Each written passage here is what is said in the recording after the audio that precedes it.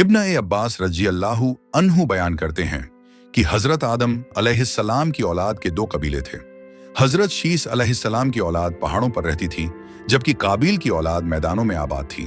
पहाड़ों के मर्द निहायत खूबसूरत थे, मगर उनकी औरतें बदसूरत थीं, और मैदानों की औरतें हसीन व जमील थीं, लेकिन उनके शौहर बदसूरत थे। एक दिन इब्लीस काबिल की औलाद में से एक आदमी के पास आया और उसके साथ मुलाजिम बन गया।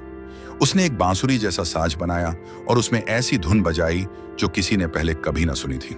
यह आवाज अर्द गिर्द के लोगों तक पहुंची और वो उसे सुनने के लिए जमा होने लगे। रफ्ता रफ्ता यह एक त्योहार बन गया और हर साल लोग उसी दिन इकट्ठे होकर जश्न मनाते। इन मेलों में औरतें अपनी झेब व जीनत मर्दों पर जाहिर करती और मर्द औरतों के सामने अपनी नुमाइश करते। एक दिन हजरत शीस अलैहिस्सलाम की औलाद में से एक नौजवान वहां पहुंचा और उसने उन औरतों की खूबसूरती देखी। वो वापस गया और अपने साथियों को उस मेले और औरतों के हुस्न के बारे में बताया। यह सुनकर कई लोग पहाड़ों से उतरे और उनके दरमियान जा बसे। फिर वो बुराइयों में मुब्तला हो गए। अल्लाह ताला ने कुरान मजीद में फरमाया, अपनी झेबो ज़ीनत को जाहिर न करो, जैसा कि पहले जाहिलियत के लोग करते थे। अल-अहज़ाब 33। इब्न अब्बास रजी अल्लाहु अन्हु फरमाते हैं कि हजरत आदम अलैहिस्सलाम ने हजरत शीस अलैहिस्सलाम की औलाद को ताकीद की थी कि वो काबिल की औलाद से निकाह न करें। हजरत आदम अलैहिस्सलाम को एक गार में रखा गया और उन पर पहरा मुकर्रर किया गया ताकि काबिल की औलाद उनके करीब ना आ सके।